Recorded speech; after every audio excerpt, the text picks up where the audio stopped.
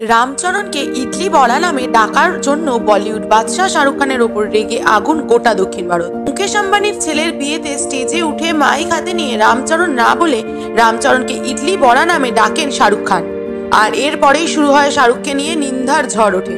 গুজরাতের জামনগরে মুকেশ আম্বানির ছেলের বিয়েতে উপস্থিত ছিলেন হলিউড থেকে বলিউড, ক্রিকেটার থেকে সেলিব্রিটিদের মেলা।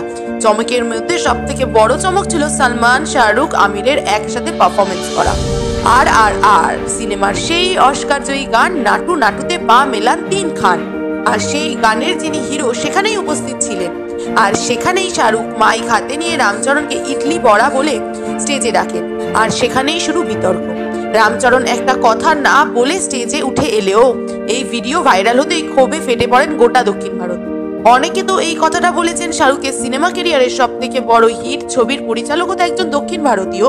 তাহলে কি করে তার সাথে সিনেমা করলেন শাহরুখ খান? শাহরুখের এই ছোট্ট কথাটা এত বড় আকার নেবে হয়তো ভাবতে পারেননি শাহরুখ নিজেও। তবে শাহরুখ খানের একটা কথা মনে রাখা উচিত, তিনি একজন সর্বভারতীয় সুপারস্টার। দেশে বিদেশে বহু অনুরাগী রয়েছে শাহরুখের। আমরাও ভালোবাসি শাহরুখ খানকে। তবে একটা কথা বলতে চাই, বাঙালি মানেই মাছে ভাতে, আর দক্ষিণ ভারতীয় মানেই যে ধোসা, ইডলি, বড়া, এইগুলো বলার আগে একটু সংযত হওয়া উচিত।